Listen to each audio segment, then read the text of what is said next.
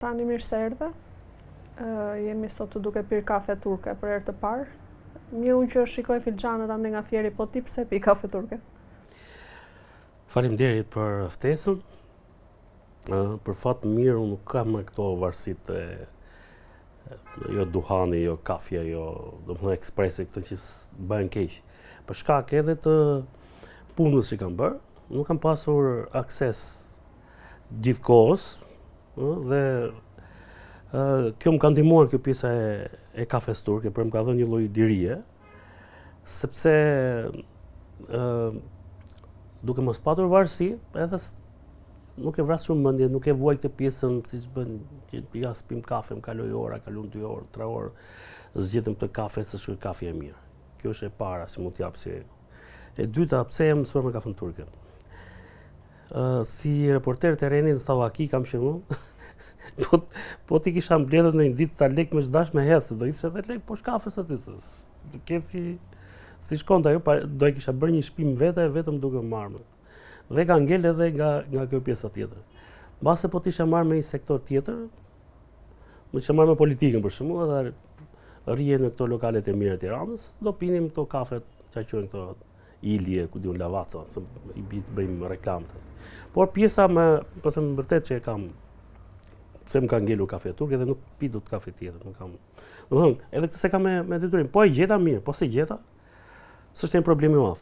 Madje jam më shumë për zonat rurale të Shqipërisë, sepse aty e bëjnë. Ose e kam këtë pjesë duke shkuar në këto kompanitë e mëdha ose në lokalet e mira, edhe gjë e parë që pyes e di që nuk bëjnë kafe turke, rrallë ka dhe në Tiranë kafe turke tani, dhe pyes kush është pastruesi, edhe më shoh një herë me habish, s'pun kemë pastruesi. Dhe ku dele, se di gjithmonë pastrueset nga që kanë rrogën e vogël, çkreta kafen e mbaj me vete, edhe bëj me xhezve. Se kafe turk me xhezës ta bënte te ekspresi ai, po nuk dele mirë te ekspresi. Unë në fshat e kam nisur nga i me gjyshe, kam nisur duke lëpir filxhanët kur vinin shoqet, edhe pastaj. Kur shoh pastruesi sa më vjetër ti aq më shanse ka mund të gjej kafen turk. I them dua një kafe nga ajo zonja. Po jo, po e bëjmë ne, po jo e do nga jo. Nuk është se këto gjërat për krimin i lexonte filxhani te kafja turke. Se kam thënë ndonjëherë ndaj edhe plus që nëse të filloj të shikoj te filxhani do ta pija shpesh, do kisha varësi, unë sa kam. Kanë filluar dhe politikanë të shikojnë filxhan. Në fakt politikanët nuk e shohin filxhanin. Po janë kaq mjeshtra sa bëjnë sikur e kanë parë te filxhani, atë që e kanë te mendja e tyre. Dhe ja veshin gjithmonë dikujt tjetër. Pra, nuk e them unë, thotë, e tregon filxhanin.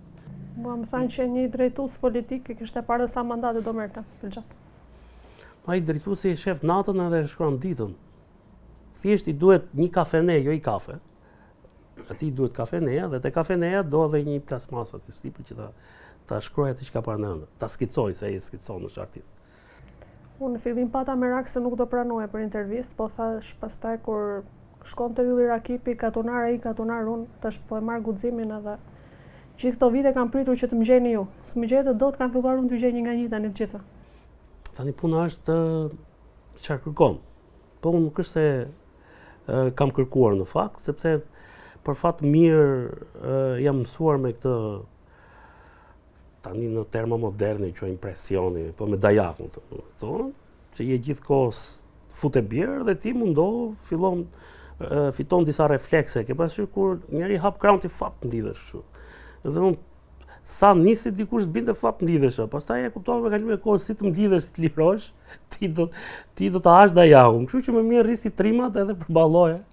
Dhe në këtë pjesë e kam ndarë mendjen, nuk jam marrë thash me këtë pjesën tjetër e kërkimit. Por te kjo edhe tek termi, se katundar nuk është term, ne jemi nga jugu. Ne kemi fshatar, nuk themi katundar. Edhe vetë fjala katund është vjen nga slavishti.